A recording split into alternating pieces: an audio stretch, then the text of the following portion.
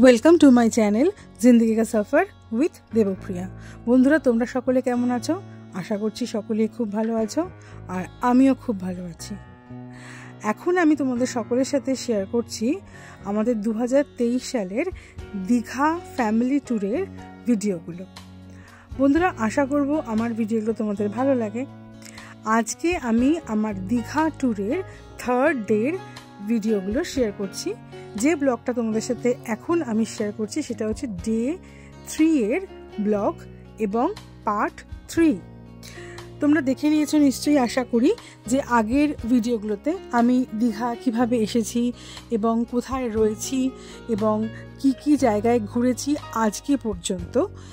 এরপরে আজকে যে ব্লগটা তোমাদের সাথে শেয়ার করছি সেখানে আমি তোমাদেরকে দেখাচ্ছি যে আমরা এসেছিলাম দীঘা বিজ্ঞান কেন্দ্রতে। এখানেই একটা সৈনিক রেস্টুরেন্ট আছে, সেখানেই আমরা আমাদের লাঞ্চটা সারলাম। আর বিশ্বাস করো, ভীষণই সুন্দর ছিল লাঞ্চটা। আমরা অর্ডার করেছিলাম একটা ফিশ থালি, যেটা কিনা পমপ্লেট মাছ সহযোগে ছিল। প্রত্যেকটা রান্নাই ভীষণ ভালো ছিল এবং চাটনি, পাঁপড়, মিষ্টি সমস্ত কিছু কিন্তু এর মধ্যে ইনক্লুডেড ছিল। এরপরে আমরা কিন্তু আর সময় নষ্ট না করে লাঞ্চ করে নিয়ে ঠিক করে নিলাম যে আমি আর মা মিলে যে এখন আর হোটেলে ফিরে যাব না, কেন কি হেভি লাঞ্চ করা হয়ে গেছে, চলো একটুখানি আমরা সমুদ্রের ধারটা ঘুরে আসি। কারণ এরকম অবসর কিন্তু আর পাওয়া যায় না, খুব কমই অবসরটা এরকম পাওয়া যায় যে আমি আর মা বেড়াতে বেরিয়েছি নির্ঝঞ্ঝাট, কোনো রকম টানাপোড়েন নেই, কোনো রকম কোথাও ফেরার তাড়া নেই, ইত্যাদি ইত্যাদি। তো সেই কারণে কিন্তু আর সামনে যখন অবশ্য করে দীঘার সমুদ্র রয়েছে, তখন কিন্তু আর এই দুপুরবেলা হোক বা পরন্ত দুপুরেই হোক না কেন, বিকেল আসছে আসছে দুপুর এবার পরন্ত এই সময়টাই হোক না কেন, আমরা কিন্তু একটুও সময় নষ্ট করব না, এটাই ভাবলাম। কেন কি দীঘার সমুদ্র আমাদের কাছে ভীষণই প্রিয়। আর এরকম একটা সময়, মানে একদম পুজোর শেষে অর্থাৎ লক্ষ্মী পুজোর সময় আমরা দীঘাতে এসেছি। এই সময় কিন্তু ভীষণই মনোরম ওয়েদার ছিল। দেখো, এখনও সূর্য দেখা যাচ্ছে আকাশে বেশ ভালোই, কিন্তু তেজ খুব একটা বেশি ছিল না। আর আমরা চলে এসেছি দীঘার সমুদ্রের ধারে উপভোগ করবো বলে। এখন আর হোটেলে গিয়ে সময় নষ্ট করে ঘুমিয়ে সে তো হতেই পারে, যে কোনো ছুটির দিন আমরা এভাবেই কাটাই, যে সকালবেলা ভালো করে খাওয়া দাওয়া করে তারপরে দুপুরবেলাটা টান টান করে ঘুমিয়ে নিলাম, আবার বিকেলবেলা গল্প টল্প করলাম চা সহযোগে, তারপরে আবার সন্ধ্যাবেলা কাজকর্ম, পরের দিন হয়তো একটা কর্ম সংযুক্ত দিন শুরু হচ্ছে। কিন্তু এই যে ছুটি কাটাতে এসেছি পরিবারের সাথে, মা বাবা বোন মিঠাই রানী, এটা একটা আলাদাই সুন্দর লাগছে, সময়টা উপভোগ করব। এবং এখন মাকে নিয়ে বেরিয়েছি। সচরাচর মা আর আমি কিন্তু এর আগে খুব একটা বেরোতাম না, কিন্তু এই 2023-এর পরপর অনেকগুলো ট্যুর আমি আর আমার মা মিলে করেছি, ছোটোখাটো 1 ডে ট্যুর, মানে একদিনের মধ্যেই কোথাও যাওয়া আবার কোথাও ফিরে আসা, নাইট স্টে নয়। কিন্তু এই মার সঙ্গে সময় কাটানোটা বেশ ভালো লাগছিল সময়টা। আর মার সঙ্গে থাকলে বেশ অনেক রকম গল্প টল্পও শোনা যায়। মা বেশ অনেক রকম গল্প করে, পুরোনো দিনের গল্পগুলো করে, ছোটোবেলাকার গল্পগুলো করে, মা ছোটোবেলাকার গল্পগুলো করে, সেগুলো আবার মনে পড়িয়ে যায়। আমাদের ছোটোবেলাকার গল্প যখন করে তখন সেগুলো মনে পড়ে যায়, তো খুব ভালো লাগে সেই সময়টা।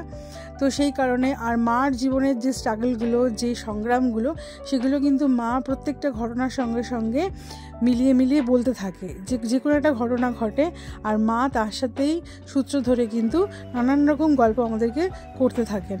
তো এর জন্য কি হয়, যে সেই যে ঘটনাটা, সেই ঘটনা থেকে যে শিক্ষা লাভ আমি করি, প্লাস মার জীবন থেকে যে মা যে শিক্ষাটা নিয়েছে সেটাও সংযুক্ত হয়। তো বেশ ভালো লাগে আমার এরকমভাবে নানান রকম ঘটনাগুলো আলোচনা করতে মার সাথে। তো সেই জন্য আর কি দুপুরবেলা আর সময় নষ্ট না করে হোটেলে ফিরে না গিয়ে, সেই তো হোটেলে গেলে এসি চালিয়ে দুপুরের বেলা ঘুমিয়ে পড়বো সবাই মিলে যে যার মতন ঘরে, কিন্তু সেটা তো খুব স্বাভাবিক ব্যাপার। কিন্তু এই যে সমুদ্রকে উপভোগ করছি, ঢেউয়ের পর ঢেউ আসছে, ঢেউ গুনছি, হ্যাঁ, ঢেউয়ের উচ্চতা মাপছি, কোনটা কত লম্বা ঢেউ সেটা দেখছি, এবং ঢেউয়ের জলের গভীরতা দেখছি, সমুদ্রের নানান রকম রূপ, সেগুলোকে উপভোগ করছি। তো এইগুলো তো আর হবে না হোটেলে গেলে, তো সেই কারণে কিন্তু সেই সময়টাকে উপভোগ করছি। আর এই যে দেখো সমুদ্রের ধারে কত মানুষ ঘুরতে এসেছেন, কত রকমের মানুষ। কেউ হয়তো নিজের পরিবারের সঙ্গে এসেছেন, কেউ বা হয়তো একা এসেছে, কেউ বন্ধুবান্ধবদের সঙ্গে এসেছে, কেউ হয়তো কাজের সূত্রে দীঘাতে এসেছে, কিন্তু টুকরো একটা মুহূর্তের জন্য সমুদ্রটাকে উপভোগ করে নেওয়া। তো এরকম সমুদ্র ধারে গেলে কিন্তু অনেক মানুষকে দেখা যায়, অনেক মানুষ সমুদ্র উপভোগ করছে সেটা দেখতে পাওয়া যায়, এবং তার থেকে কিন্তু অনেক কিছু শেখা যায়। তো এরকমভাবে নানান রকম সময়টাকে আমরা ব্যতীত করছিলাম।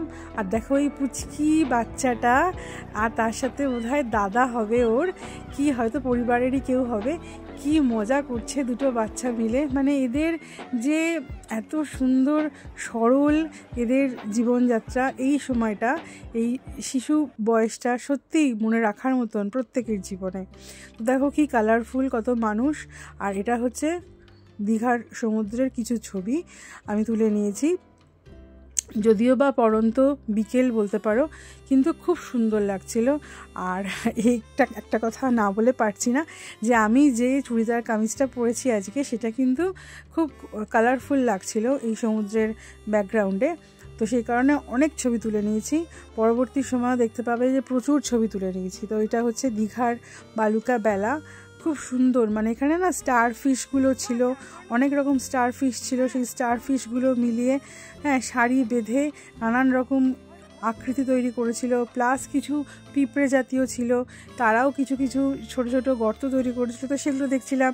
আর শামুক তোলা, সেই ছোট থেকে যখন থেকে সমুদ্রের ধারে আমরা আসি, সমুদ্রে আসি আমরা, শামুক মানে ঝিনুক তো আমরা অতি অবশ্য করে তুলব। মানে এটা আমাদের ছোটোবেলার প্র্যাকটিস বলতে পারো, যে যত বড়ই হই না কেন, দেখো আমার মাও কিন্তু ঝিনুক তুলতে বাকি রাখেননি। ভীষণই আনন্দ করেছি আমরা, বলছি না, তোমরা দেখলেই কিন্তু বুঝতে পারবে ভিডিওগুলো। তো আমরা ঝিনুক তুলে নিচ্ছিলাম। এই ঝিনুকগুলো যখন বাড়িতে নিয়ে যাই, আর এই ঝিনুকগুলো থেকে যখন বালিগুলো সরাই, তারপরে যখন সেগুলোকে রেখে দিই, পরবর্তীকালে যখন দেখি ঝিনুকগুলোকে, ভীষণই ভালো লাগে। সেই মুহূর্তটা উঠে আসে চোখের সামনে, মনে হয় যে এই সময়ে এই সালে এদের সঙ্গে আমরা এই ভ্রমণটাতে গেছিলাম, আর এই কাজগুলো হয়েছিল, এই ঘটনাগুলো ঘটেছিল, নানান রকম, মানে একটার পর একটা। এই ঝিনুকগুলো হচ্ছে সেই মুহূর্তের সাক্ষী বলতে পারো। তো ভীষণই সুন্দর লাগছিল।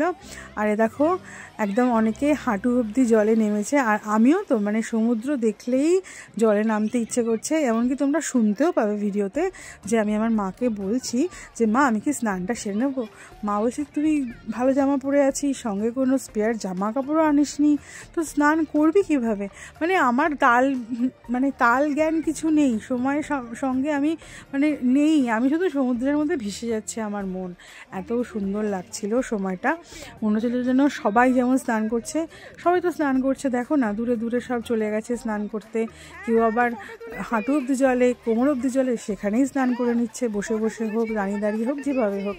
তো ওদেরকে দেখে আমারও মনের মধ্যে ইচ্ছে করছিল, কিন্তু বাস্তবিক জ্ঞানটা আমি ভুলে গেছি যে না, আমার কাছে কোনো স্পেয়ার জামা কাপড় নেই, আর ভিজে গেলে হোটেল অবধি যেতে গেলে তো ঠান্ডা লেগে যেতে পারে বা অসুবিধা হবে, আমার নিজেরই অসুবিধা হবে, সে কথা আমার মাথাতেই নেই। তো দেখো সবাই যে আনন্দ করছে, সেই আনন্দের সঙ্গে আমিও সামিল হয়ে গেছি। কেউ তো পুরো অল্প জলের মধ্যে শুয়ে আছে, তার ওপর দিয়ে ঢেউ চলে যাচ্ছে, তো মনে করছেন সবাই যেন সুইমিং পুলে ভাসছেন। তো এবার এই যে সমুদ্রের অনেকে আবার অনেক দূর অবধি চলে গেছে, দেখো ভিডিওতে দেখা যাচ্ছে। আর এই যে আমার পায়ের মধ্যে ঢেউগুলো এসে আছড়ে পড়ছে, কী যে ভালো লাগছে। আর এই নোনা হাওয়া, এই যে সুদূর প্রসারী এই যে সারি সারি তাল গাছ দূরে দূরে রয়েছে, ঝাউ গাছগুলো দেখতে পাচ্ছি পারে, আর এই সামনে হচ্ছে শুধু সমুদ্রের জল আর জল, কোনো কুল কিনারা নেই। এটা দেখতে যে কি ভালো লাগে, যে কোনো কুল কিনারা নেই, তা সত্ত্বেও কত বিস্তৃত, কত ব্যাপক এই ব্যাপারটা। তো সমুদ্র সত্যিই অদ্ভুত, সত্যিই খুব সুন্দর, সমুদ্র অত্যন্ত সুন্দর। তো এই হচ্ছে ব্যাপার। তো দেখো এবার আমি নিজেকে ভালো করে ফুটেজ নিয়ে নিচ্ছি, কারণ কি সমুদ্রের চারদিকের মানুষজন যত আনন্দ করছে, তার সঙ্গে যে আমিও আনন্দ করছি, তো সেটাকেই আমি ক্যামেরাবন্দি করে রাখলাম এই মুহূর্তটাকে। ভীষণই ভালো লাগছিল। তার মধ্যে যেরকম বললাম যে আজকে যে এই আকাশি কালারের এই কামিজটা পরেছি, তার সঙ্গে রানী কালারের ওড়না আর রানী কালারের পায়জামা, তো ভীষণই ভাইব্রেন্ট লাগছিল, কালারফুল লাগছিল। তো সেই জন্য আর ফুটেজগুলো আরও বেশি করে ভালো লাগছিল, নিতে ভালো লাগছিল। কখনো কখনো এমন হয় না যে নিজের ছবি নিজের তুলতে ভালো লাগে, তো এই মুহূর্তটা হচ্ছে সেই মুহূর্তটা যখন নিজের ছবি নিজের তুলতে ভালো লাগছিল। কখনো মনে হয় যে না হ্যাঁ বেশ ভালো লাগছে দেখতে, তো টাচ উড ফিঙ্গার্স ক্রসড। তো সেই সময় আর কি, সেই সময়টা হচ্ছে এই সময়টা যখন মনে হচ্ছিল যে এই মুহূর্তটাকে ক্যামেরা বন্দি করে রাখি, আর নিজেকেও বেশ ভালো লাগছিল দেখতে। তো এটাই। আর দেখো এটা হচ্ছে সানসেট হচ্ছে, সূর্যাস্ত হচ্ছে, সমুদ্রে সূর্যাস্ত দেখা। আর এই যে ছবিগুলো আমি নিজে বলছি ভীষণই ভালো লাগছে এই ছবিগুলো দেখতে, অসাধারণ একটা আলাদা তাৎপর্যপূর্ণ। আমার মা দেখো এখানে বেলুন বিক্রি করছিল, বেলুন বিক্রেতার পাশে মা, আমি আর আমার মা সমুদ্রের ধারে অনেক ছবি তুলে নিয়েছি। মানে এত ভালো লাগছিল এই সময়টা। মা বলছিল এইবার তাহলে চল, অনেক তো সময় একসাথে আমরা কাটালাম। মা বলছিল এইবার চল, অনেকক্ষণ হয়ে গেছে। ওরা কিন্তু চিন্তা করছে হয়তো, সেই সকালের দিকে আমরা বেরিয়েছি, আমরা তো লাঞ্চও করেছি দুজনে আলাদা আলাদা, আর বাবা বোন আর মিঠাই রানী একসাথে লাঞ্চ করেছে, হোটেলেই লাঞ্চ করেছে ওরা। এইবার চলে এসেছি দেখো আমরা একটা বিশেষ জায়গায়, সমুদ্রের ধারে। হঠাৎ আমার মা আবিষ্কার করলো যে দেখ কদবেল মাখা পাওয়া যাচ্ছে আর নানান রকম মশলা দিয়ে পেয়ারা মাখা পাওয়া যাচ্ছে। তো প্রথমে আমরা কিন্তু কদবেল মাখা কিনতেই গিয়েছিলাম, এখানে কিন্তু কদবেল মাখাটা কিনতেই আমরা পার্টিকুলারলি গিয়েছিলাম। তো দেখে তো প্রচণ্ড লোভ হয়ে গেছে যে এখানে কদবেল মাখা হচ্ছে, আর যে অনেক ছেলে মেয়েরা এখানে খাচ্ছিল কদবেল মাখা। তো এখানে অনেক ভিড় জমেছিল। তো আমরা যখন সমুদ্রের ধার দিয়ে হোটেলে যাচ্ছিলাম সেই সময় আমরা দেখতে পেলাম যে দেখো এখানে কদবেল মাখা হচ্ছে। তো দেখা মাত্রই আমার মা ভীষণই ভালোবাসেন এই ধরনের চটপটা খাবার খেতে, এবং আমরাও কিন্তু এই সমস্ত চটপটা খাবার খেয়ে খেয়ে অভ্যস্ত হয়ে গেছি। তো প্রথমে আমরা কদবেল মাখা খেয়েছি, তারপরে কিন্তু আমরা পেয়ারা মাখা খেয়েছি। তো এখানে যে ফুটেজটা ভিডিও তোমরা দেখতে পাচ্ছ সেটা হচ্ছে পেয়ারা মাখার ফুটেজ। দেখতে পাচ্ছ যে কি অসাধারণভাবে পেয়ারা মাখা হচ্ছে। বন্ধুরা তোমরাও যদি আমার মতন পেয়ারা মাখা খেতে ভালোবাসো তাহলে কিন্তু কমেন্ট সেকশানে অবশ্য করে জানিও। আমার কিন্তু পেয়ারা মাখা খেতে ভীষণ ভালো লাগে। এরকম কাসুন্দি দিয়ে নানান রকম মশলা দিয়ে এই পেয়ারা মাখা ভীষণই ভালোভাবে মাখা হয়েছিল। আর আমরা কিন্তু দুটো পেয়ারা মাখা নিয়েছিলাম, একটা আমি আর মা মিলে খেয়েছিলাম আর একটা আমার বোনের জন্য নিয়ে যাওয়া হয়েছিল। তো প্রথমে যে কদবেল মাখাটা হচ্ছিল সেটার ভিডিও আমি করে নিয়েছি, সেটা তোমরা দেখে নাও। আর সেটাও খুব ভালো ছিল, একদম পাকা ছিল কদবেলটা, এবং কদবেলটার সঙ্গে কুচি কুচি লঙ্কা দিয়ে, সর্ষের তেল দিয়ে, অল্প করে নুন দিয়ে, অল্প করে চিনি দিয়ে ভীষণ ভালোভাবে কদবেলটা মাখা হয়েছিল। এবং এই কদবেল মাখাটা খেয়েছিলাম, আর সঙ্গে কিন্তু নিয়ে নিয়েছিলাম যেরকম বললাম পেয়ারা মাখা। তো এটা হচ্ছে ফার্স্ট যেটা ভিডিওটা দেখতে পাচ্ছি সেটা হচ্ছে কদবেল মাখার ভিডিও। আর দেখো কি অসাধারণ কদবেলটাই না মাখা হয়েছে, আর প্রত্যেকটা মশলা কিন্তু ভালোভাবে মেশানো হয়েছে, যার ফলে কিন্তু খেতে এতটা সুস্বাদু হয়েছিল। তোমরা যদি কখনো দীঘাতে যাও তাহলে কিন্তু অতি অবশ্য করে কদবেল মাখা, পেয়ারা মাখা ইত্যাদি খেতে পারো, ঠিক আছে?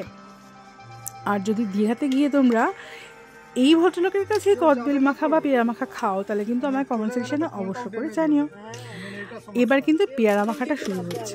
মাঝখানে বলে রাখি খুব গুরুত্বপূর্ণ কথা, সেটা হলো বন্ধুরা যদি তোমাদের আমার ভিডিওগুলো ভালো লাগে, ইনফরমেটিভ বলে মনে হয়, তাহলে কিন্তু অতি অবশ্য করে সাবস্ক্রাইব করে নিয়ে আমার সঙ্গে থেকো।